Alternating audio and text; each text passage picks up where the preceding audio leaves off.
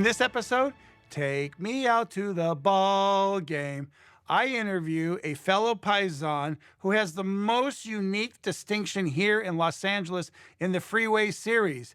He was a player with the Dodgers, and he was a manager for the Angels, and he won 3 World Series. I introduce to you Mike Scioscia. Thank you, Mike Scioscia, for being here. I really appreciate it. The first question I want to ask is, when your mother passed, what was the miracle that happened on your way to visiting your family in Philadelphia? Well, when my mom passed, it was uncanny how I was back in Philadelphia actually, and we, obviously we were grieving, and I had to get back to California. When I got back to California, a clock that she had given us, when we had just started to date, Ann and I just started to date, she gave us a clock, and she had passed away at 4:17 in the afternoon, and in California, our clock at 1:17 had stopped. Wow. Which is a 3-hour time difference. And it was, if that wasn't a sign, I don't know what is. Knowing that your mother had passed, I want to fast forward a little bit. Heard a story about your son, Matthew, was crying. And what happened there? What did you see? Well, we were renting a place down in Florida. And for spring training, our son Matthew had just been born like 5 months earlier. So Ann, my wife, is trying to get him, we're trying to get him to stop the bottles in the middle of the night. So we would let him cry for a little bit, and that's what our pediatrician said to do. So we're down in Vero Beach, Florida, and it's about 2 in the morning, and Ann's mom's down with us, sleeping in the other room, and so Matthew starts to cry. So I get up to get some water. I'm going to get him a couple minutes, and I come back to the hallway. I look, and I see clear as day the back of a lady going kind of through our door into his room, and all of a sudden he stopped crying. So I had thought that it was Ann's mom at first, but as I started to unravel it, and I asked Ann, I said, "Your mom, did she give up and give him a bottle because he stopped crying?" And Ann said, "No, she didn't get up." And as I remember it now, the gown that the lady was wearing and going through was exactly the gown that my mom was laid to rest in. And Wow. So that's another signal. Now, what is your mother's name? Florence. Florence. And your father's name? Frederick. Frederick. Do you ever ask your mom to pray for you or to? All the time. What do you ask her? I just say, I say, "Mom, if you can help us, please let this be the best result." I always pray for guidance over our kids, and my wife and I, and no, there's a running conversation I have with a lot of people that I know are on the other side. Now, when you would drive from the stadium, either a Dodger Stadium or even the Anaheim Angel Stadium, did you ever have conversations by yourself with your parents? I don't know if it's not verbal conversations, but I don't think there's a day goes by where I'm not so just totally grateful of what they did for me. As I feel it, there's so many opportunities they gave me to play sports, to get education, to be safe. But the biggest thing that they gave me was faith. And I thank them every day for that, and I always reflect on that. And I think as I'm was on a lot of those long trips, there's a lot of things that you're thinking about, and certainly asking for their guidance and to help us is all part of it. What did your parents do for you when you were growing up? Like, what were their examples that they gave you, specifically as a Catholic? Well, I think it was definitely mentorship by example. They loved each other. I'm sure they're Italian, so the temper there once in a while. But they always would preach forgiveness, and they were always very, very strong. We had a big Italian family growing up in Philadelphia. A lot of aunts, uncles, cousins, and obviously our grandparents. And I think their faith was so strong that, my mom would pray. We were in church every Sunday. And as a youngster, that didn't have the effect on me at that time. Mm. As I got older, it was like, yeah, I see where that faith has been put in me. Uh, I think it was by their example. They were hardworking people. We didn't have much, but we had enough that we needed, and it was just very, very loving atmosphere. What did your parents do? Uh, My mom was a school teacher. oh, okay. She taught first grade for about 35 years, and my dad was a beer salesman, so it was kind of an odd arrangement, but it worked. So can you tell us about your first confession? I don't remember too much about it, but I think like most youngsters, you never thought you did anything wrong. You never thought about it much, and you're like saying, "Gosh, what do I have to say here?" But it was before First Holy Communion, and I remember being very, very intimidated. This in the mid '60s, and although our priests were cool, they were really, good guys. You were certainly intimidated by going in there and have to talk about things that that you sinned, that are your sins for the week before. Were the priests, were they nice to you when you on your first confession? They were pretty cool. It's kind of funny, you really can't, you couldn't see the priest, but you almost wanted to say, Father Joe, because you understood you could hear them and you knew who they were. Right. And you're like, oh, Father Joe, oh, this and that. No, yeah, they were, it was a little different back then. Obviously, there was more, it's not as flexible as it is now with confession, but they were good. Do you remember your first communion, how that felt, and getting dressed up and all that stuff? We used to have every year called it the May procession. So our school, you would get dressed up and you would go, you would go walk from the church to our school. That was a big event. We had some big events back then. As far as First Holy Communion, I don't really remember too much about it, about the particulars, but we knew it was a big deal. Were you ever an altar boy? I was not an altar boy. You were not an No, altar I boy. was not an altar boy. No, I didn't go that route, and it was probably good. I might have been fumbling around a lot of things. Be Father Mike Scioscia, right? I don't know about Father Mike Scioscia, but I'll tell you, I would have maybe dropped a couple of those chalices. Do you have any like divine intervention moments, either as a child or in your early part of your career, like, I could totally see God working right here?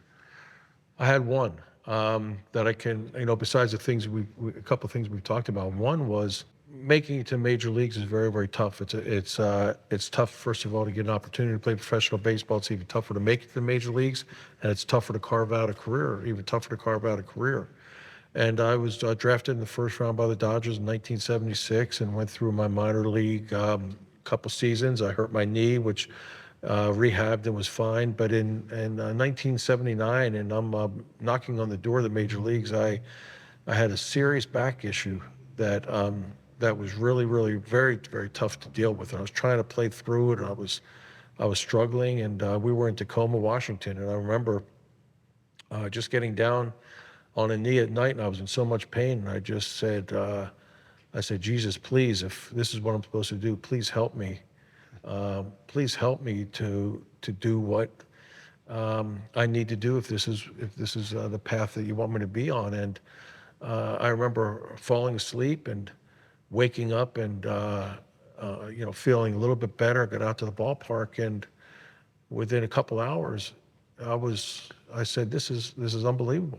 And I was able to stay healthy for most of my career. And I don't know if it was, I don't exactly know what was done to my back, but there's no doubt that I was able to continue a career, which I don't think I would have been able to do without Jesus showing me the way. Wow. I mean, Yeah. that's incredible that one prayer, that one moment took you to where you are today. Like I said, they always joke with it that God laughs when you say, "Hey, I have plans." And there's no doubt that along the way, everything that's happened in my life, there's definitely someone guiding me and helping me. And I'm, like I said, I'm very, very, I'm very in touch with that. I'm very humbled, and I just, want that to continue. So let's talk about the minor leagues a little bit. Mhm. So you're drafted right out of high school, basically, right? And you had like the first 3 or 4 years out of high school, you're playing in the minor leagues. Uh, did you remain faithful as a Catholic during this time? As far as weekly mass, or on Yeah. Sunday mass, no, not as much as I should have, because and as I said, I think, when I was back home, it was a given. When you're out there on your own, my faith evolved and took, and instead of being like going because of my parents' faith, my faith has evolved to where uh, you develop your own faith. Mhm. And at that time, no, it wasn't. It wasn't a part of what my focus was. And obviously, it's not the intent that you would go away from your faith, but it wasn't a focus. Some of the guys I was with were really not. They weren't Catholic. They really didn't have a lot of faith. They were friends, but they didn't have the faith. And then when I would go back home, I would get reconnected, and then eventually, once I got to the major leagues, and it started a little bit in minors. Once I got to major leagues, there was no doubt that I needed the mass. I Hmm. needed to go there and confess my sins and continue to grow in faith. And Anne is very, very devout, and she's helped me along the way with my faith also. When you were traveling around as a major leaguer, where was your favorite place to go to mass? Like what city had the best looking church? The favorite place you Oh, loved? the easy one is, when you talk about St. Pat's Cathedral in New York. I mean, we used to stay not too far from there, and it seems like they had masses every half hour. It was crazy. They had masses all the time, so it was easy to get to. There's a little church in San Francisco down there in Union Square we would walk to. I think it was St. Mary's. I'm not sure exactly which one it is down there in San Francisco, but we would find our places as we would travel around every Sunday. And one of the reasons and why people are in your lives is Tom of the Sorta. Tom of the Sorta never missed a Sunday mass. Either we were going to find a church, or he would talk some priest to come in to say mass in his office, and Oh, we would have say mass there. And Tommy was very, very connected with his faith, and he definitely helped us to stay connected with our faith as we traveled. he's a unique saint in the making, right? Because Oh, he's a salty guy, no doubt. but a motivator. I've never seen a coach motivate anybody to be beyond their potential. We're blessed, I think, to meet certain people during the course of our lives, and there's no doubt that being around Tom of the Sorter for as long as I did had a tremendous impact on me. And he's the most competitive person I've ever been around in my life. I mean, with anything, he is the most competitive person I've ever seen. But he always was able to channel that to be very, very positive and help us to be the best that we could be. And you tell a funny story about Tommy in Vero Beach, spring training, and him speaking at the mass. Yeah. Can you tell us that Oh story? my gosh, we're at St. Helens Parish down in Vero Beach, Florida. So Tommy was a taskmaster. Like when I was there with Mickey Hatcher, we decided we're going to go. We're going to go to mass, which we did. But we're going to go on this Sunday, and we just had like a full week of Tommy yelling at us, and we're almost throwing up on the field because we're doing all these drills, and he'd come in and say, "You guys aren't playing hard enough. We need to get this. Let's go. We got to get ready for the season." And so Mickey and I go to mass, and and so there's a little Irish priest that is saying mass, and he's about to give the homily, and he goes, "I'd like to invite someone to say a couple words instead of you having me speak." And we're like, "Who could this be?" And we see Tom of the Sorta walking up to the pulpit and gives a homily like nobody's business. And Mickey and I are looking and going, "This guy's a priest too." I mean, what is he doing? Like we heard him all week, and then we have to hear him on Sundays too. But Tommy was never one. He was never shy to not only express the way he felt, but express his faith. And the homily he gave, I think he had about everybody in that church wanting to run through a wall. It was unbelievable. But for us, for him yelling at us every day, and we go out in the field to practice that day, and he's right back to his usual thing, and we're like, oh man. So he can compartmentalize really well. Oh yeah, he could. The saint and then the coach. He was a blend of a lot of things, no Yeah. doubt. Who did you pray to before every game?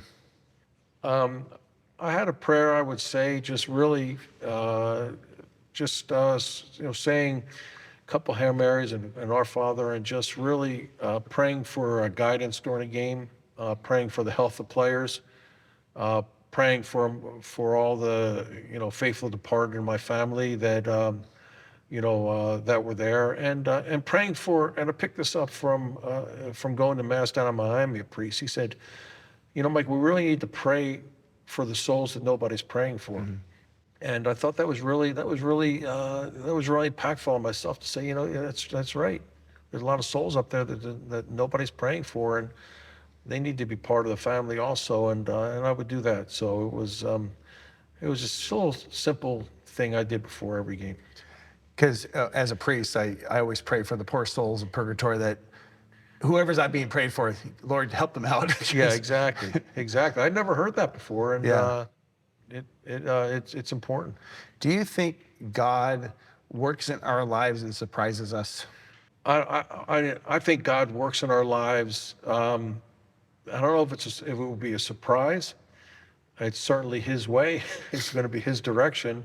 I've come to believe that, and so I think we just kind of follow the lead that we're given, and that's why it's a really important. That's why prayer is very, very important for me and our family, and I think you get little hints along the way. I don't know if they're surprises, but there's certainly things that you're like, man, how did that work out? Or right. Thank God for that, and that happens in all our lives. So according to one of my sources, a guy named Jesse, yes, tells this young lady mm-hmm. to bring these cookies to you. So I want to hear this story. Okay. This is why I'm talking about God surprising you. Well, yeah, I think this was a surprise. My wife Ann was an X-ray tech, and she would work long hours, and she was down at Daniel Freeman Hospital, and she was never really a baseball fan. She had a girlfriend whose father had, who's through work had tickets to Dodger Stadium. So her and her friend decide, we're going to go down one day and let's just go to a ball game. So this is the first ball game she's been to in her life, and she's there, and they buy a program, and she opens to my page, and she goes, something about him, something about, what is he, a receiver? He's a guy, and she didn't know, and her friend said, well, it's called a catcher. And so Ann says, my gosh, she's there, I'm off tomorrow. I'm going to come back. I'm going to come back and try to go to the game. Can we get tickets? She goes, yeah, we got them all weekend. So it was a Sunday afternoon, and she baked some chocolate chip cookies and came to try to find me because we were autographing, but she couldn't find where I was autographing. And so she went to a guard, and she said, my gosh, I'm trying to get these down to Mike. I just wanted to say hi. And so Jesse, who you alluded to, says, I think Mike would like to meet you. He said, come right after the game here, and just stay right here. And this is the exit he comes out. So I go out there, and Jesse's there standing with her, and there's a lot of other people around standing, and she comes up and says, I made these for you, Mike, and I just want to introduce myself. And I go, oh, nice to meet you, and this and that. And at that time, Jesse was there, and he just said, oh, you guys okay now? Yeah, okay, good. He left, and that was the start of, it's over 40 years ago, and wow. And that was the start of it, and made sure Jesse and his wife were invited to our wedding.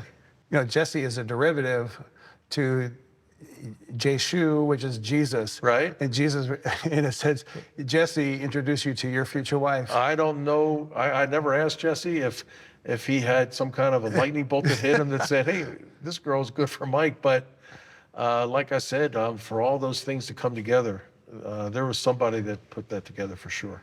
And I think that's because when God intervenes in our life, and he says, sometimes we're kind of like knuckleheads and we don't get it. And the Lord's like, I got to I got to step in here because you're not getting it. Then he stepped in my life a lot because I am definitely a knucklehead. So how do you and Ann how did you raise your kids in the faith? What did you guys do? Well, a couple things. First of all, when you're in the baseball profession, you're gone so much. So Ann's faith was very, very important to our kids' lives. I think going to Catholic school helped a lot because they were in a great environment.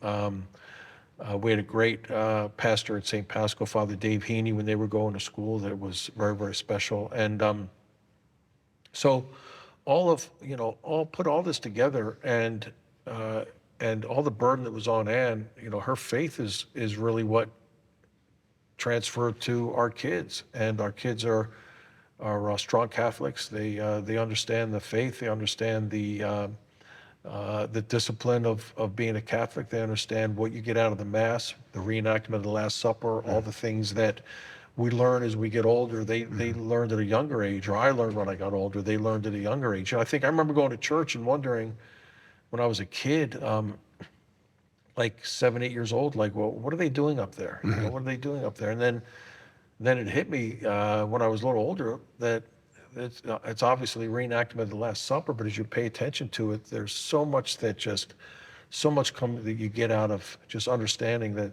it was Jesus' last night on this earth and what the reenactment of what the Mass is about. Yeah.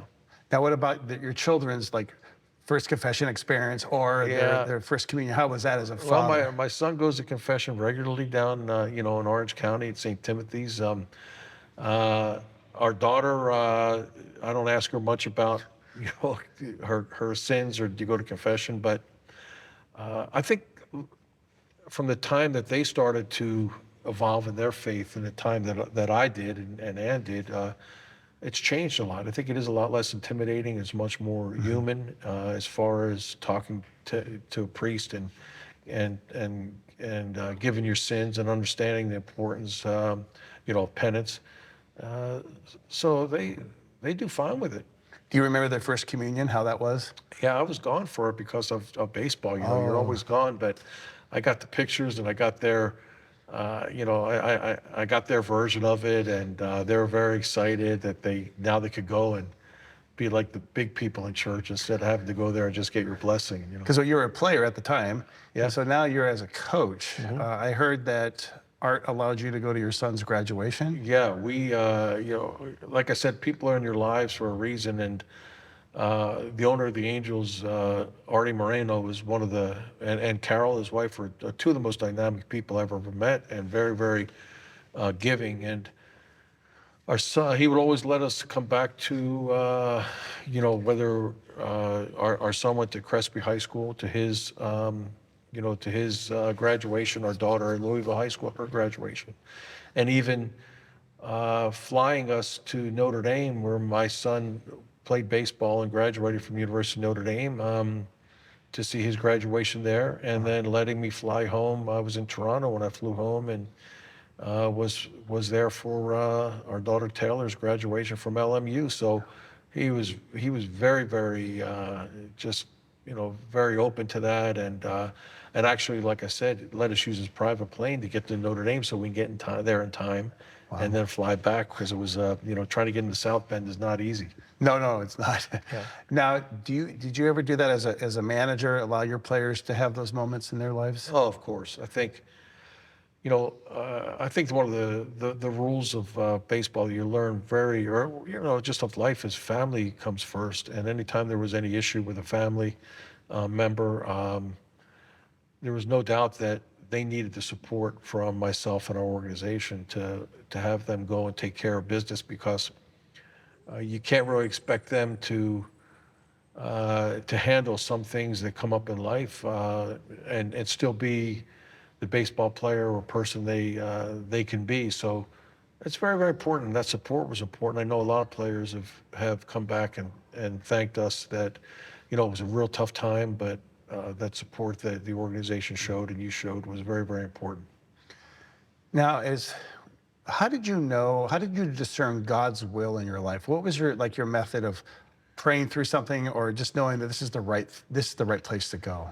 I just think you can feel that it's right, and and we never know. I mean, sometimes you don't know till after the fact that maybe that wasn't exactly where God wanted me to be. But I think that as you pray and and you I don't want to use the word meditate, but as you pray, you kind of, I think you start get organized in in your whole soul and your Hmm. whole head as to what makes sense and what might be the best path to take. So, What did you feel when you um, did you feel peace?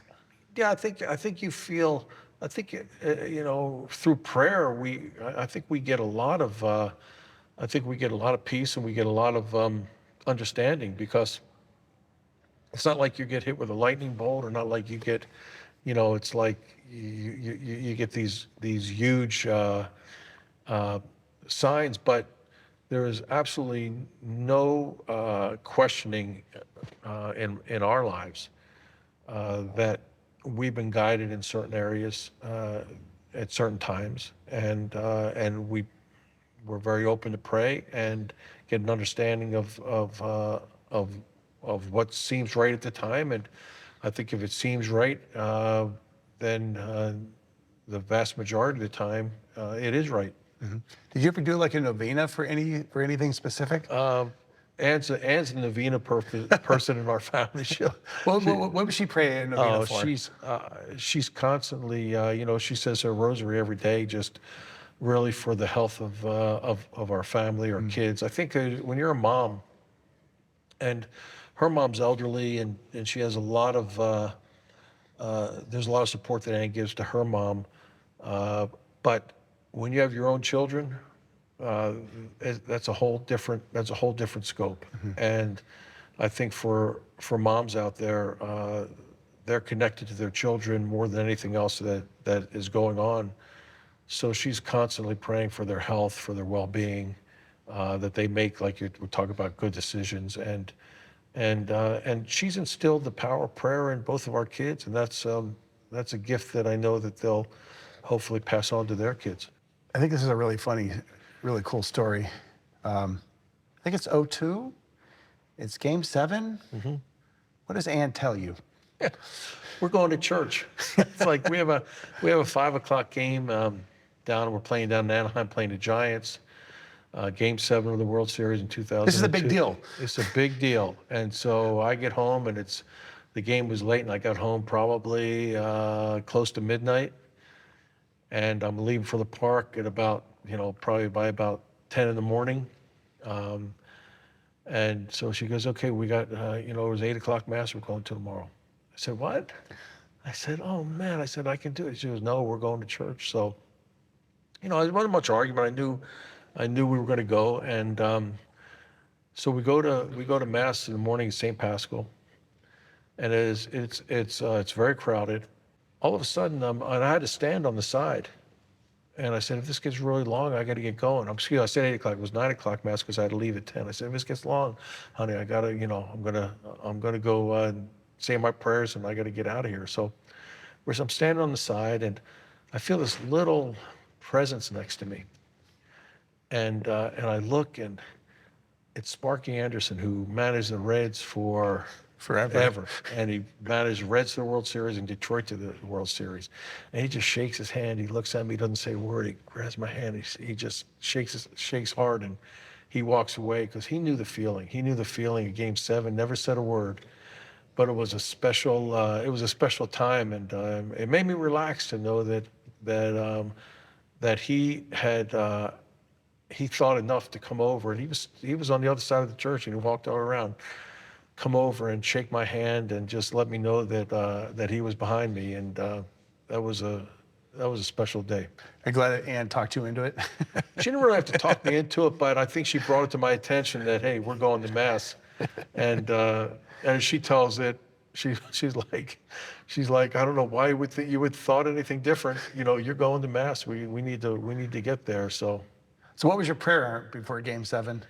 Same one. I had the same prayer every day, really. Just first, thanking our Lord for the opportunity, praying for the health of our players and nobody would get hurt, praying for all the souls of our faithful departed, for the souls, that no one's praying for. And, I think just coming to peace with the fact that whatever the outcome is, let me handle it, and I know I will handle it with your help.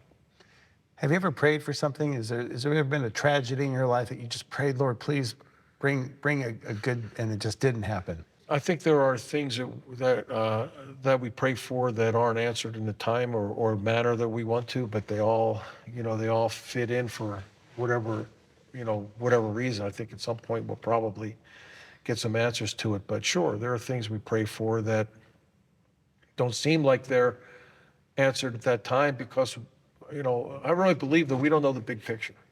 I don't think, we know what our lives are. We think we know the direction we want to go and where we want to go. Like I said, God kind of snickers when you say, hey, I have plans, but so I think that, we don't know how everything's going to work out and why things happen. It's tough for us to come up with an answer when we don't have, we really don't even have all the questions, So sure, there are things I've prayed for that haven't worked out and hasn't happened, and know the worst. I'm no worse for it. And I think that it's some things that haven't turned out. It's some life lessons that you maybe grow with, and I think there's probably a little meaning to that also. Is something specifically in your life that you noticed, like, you know what, I prayed for this, it didn't happen, but this is what, when you saw the big picture later on, anything specifically happened to you? In my last year of playing in the major leagues, actually was with the Dodgers in '92, but I went down to play with the San Diego Padres in '93, went to spring training with them, and I hurt my shoulder really bad. And I remember praying, I said, Lord, please, I said, I really want to finish on a good note. I'm hoping that I can, make this happen. And I said, please let my shoulder heal, and needed surgery, and came back a year later, and I was just praying. I said, please let me know. And then it was finally, as it wasn't really coming the way I knew it was, and I kind of knew it's not going to work, I said, well, that's fine. Whatever your guidance is, I can accept that now. But at the time, I was so focused on please let it go because I really love playing the game. And I think what I've come to grow with is, and I always get asked the question, like, what's it like managing a team? I say, well, it's okay. But, when you think about baseball or you think about anything, basketball or any sport, it's about playing it. It's not about managing it. I love to play the game.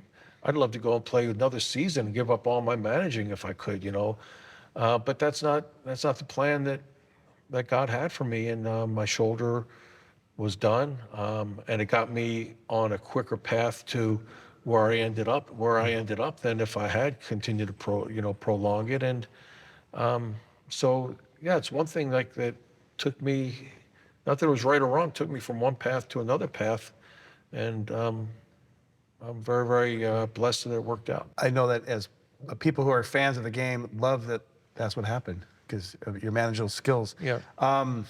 Did you ever experience like spiritual warfare, like as a player or as a manager, like you just felt like this evil presence, or just like, Lord, what's going on here? I'm feeling I'm being attacked here. I think that having faith, which I feel is strong, I think that helped me in a lot of those times when you thought that some things were happening, some of them out of your control that really weren't the way you saw things or saw that things should be happening. And I always just lean back to my faith to say, whatever's happening around here, Lord, let me keep my my goal. Let me keep whatever it is. Let me stay on the track. Let me not be distracted by a lot of stuff that is going on that I can't handle. Whether it's during a game and you put player in there, you're really at the mercy of what that player can do or if he can perform. And so I just wanted to be strong, or stay strong, to understand, to keep myself clear thinking so I could be decisive, And so when things were happening during a game, or things are happening during a season, or during a life, or your life, I think that faith it comes back to that, to keep you balanced and on the path. When you were a player, you had like a regimen for working out, keeping in shape, getting, what is your, that's your physical workout. What is your spiritual workout now that you're retired from baseball?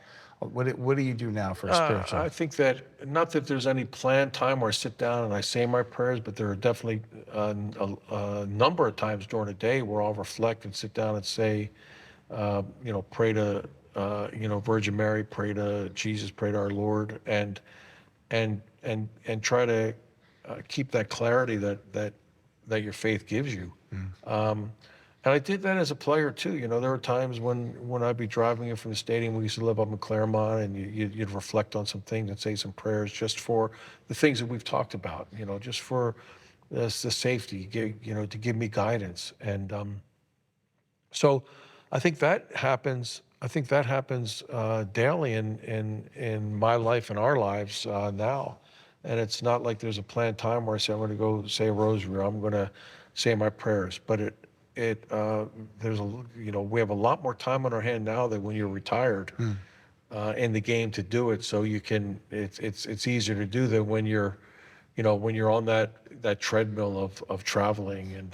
And even then, when you're on that treadmill, there are times on a plane, or there are times in your office that you reflect on things. And it's helped me. Well, not helped me. It's really kept me focused, and keep that clarity of what you're here for. Do you read any books? Is there anything specific you like to read? I'm really not much on reading fiction. I love to read nonfiction. Like, I'll read some historical books, going back to Civil War or what happened in World War II. I'm drawn to those books. But also in baseball, I think if you read some real life accounts of what, like, ball players went through in the early 1900s and 1930s, and ball players that in 1940s went to war and came back and played. The amount of sacrifice of not making a lot of money and making a tough life. So all these ball players were just playing ball for a little money, and then had to work in the off season to support their families.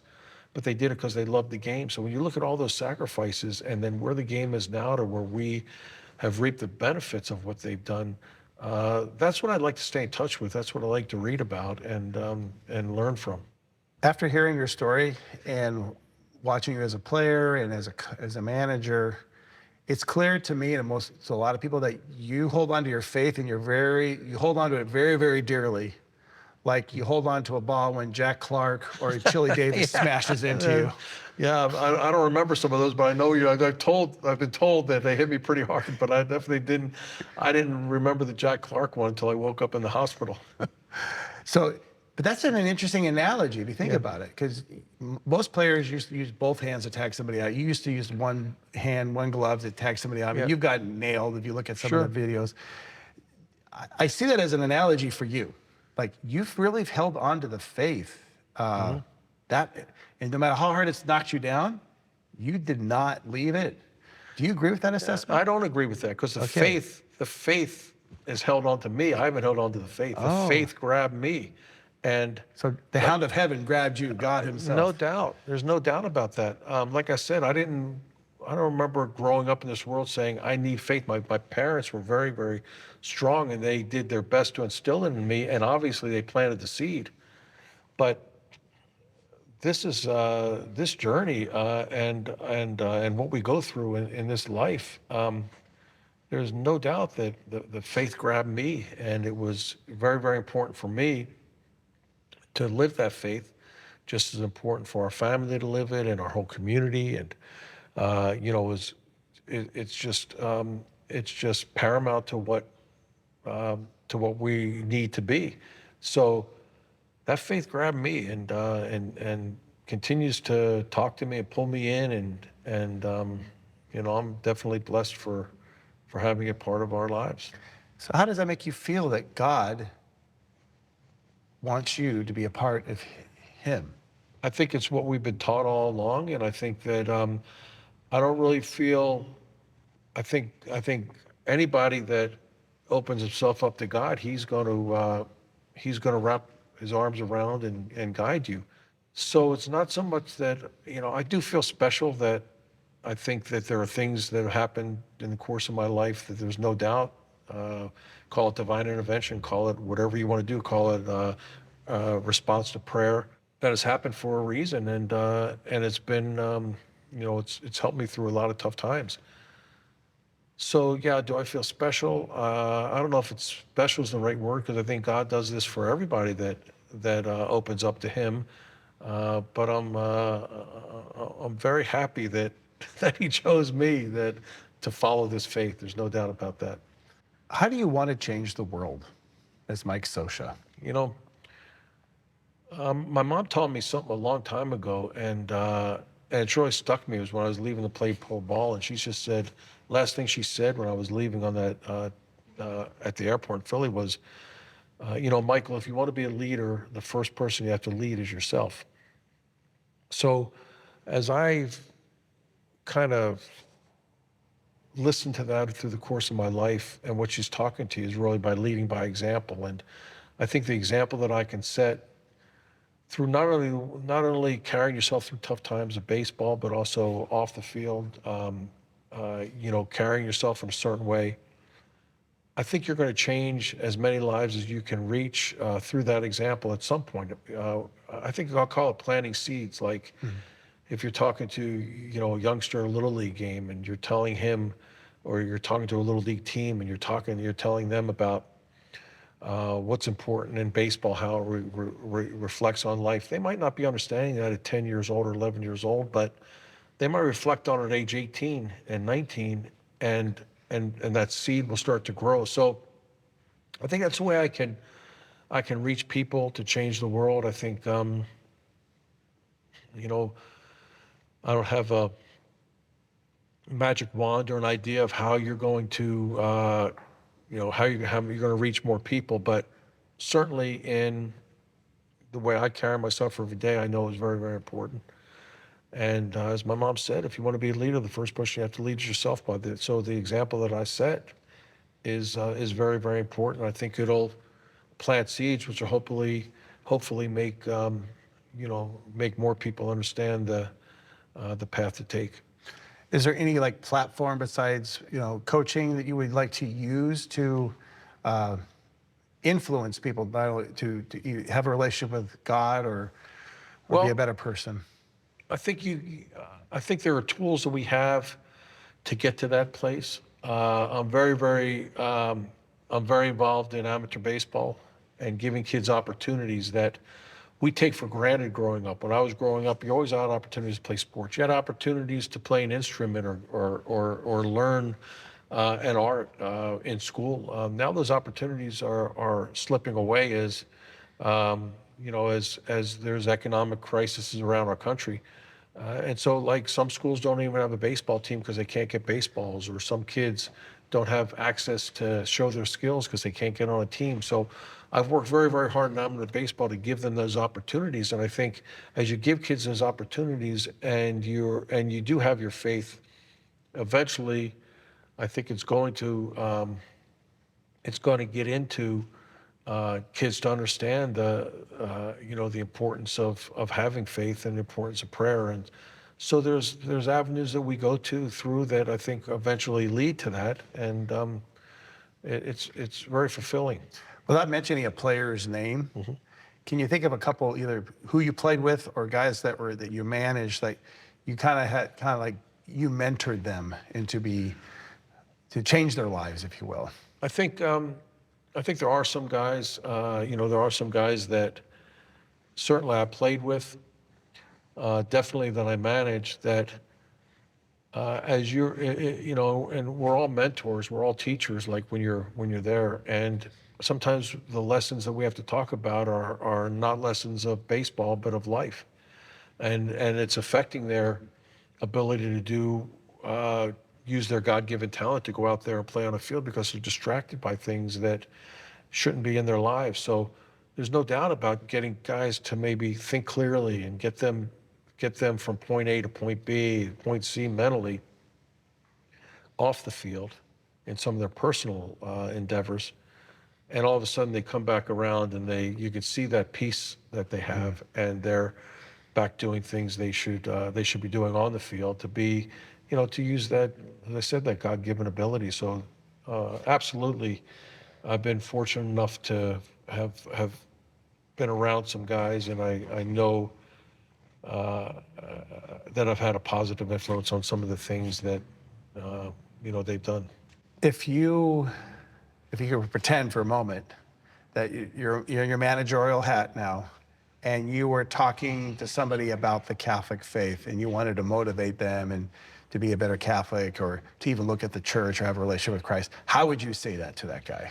I think the Catholic Church has all the tools you need when you talk about all the sacraments, and you talk about all the support that you would have to be the best version of yourself.